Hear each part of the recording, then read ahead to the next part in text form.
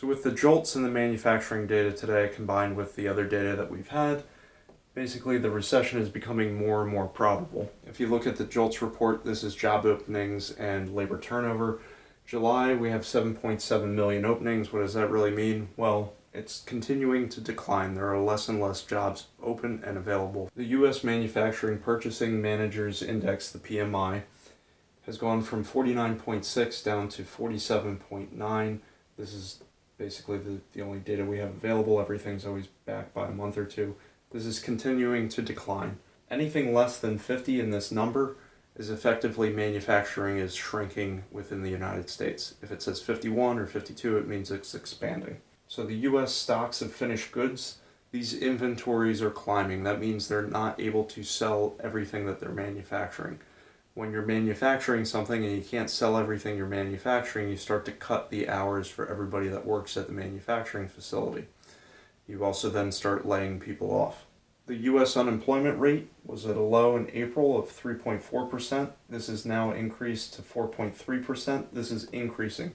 So there's more and more unemployment month over month. Just so people are aware, the average recession lasts about 10 months.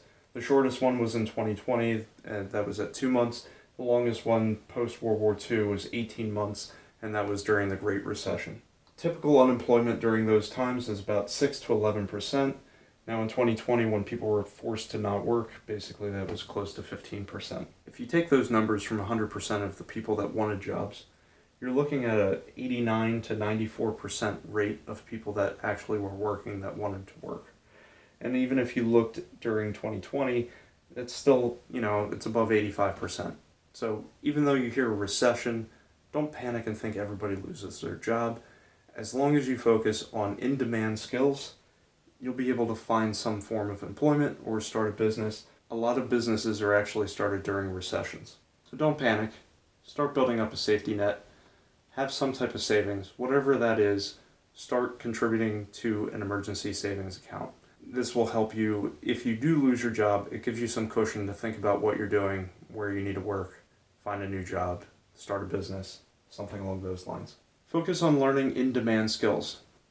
If your current employer offers you to learn new skills and it's something that they need, and you take that training and you become more valuable to your employer, when layoffs come, are they going to lay the person off that they can replace easily?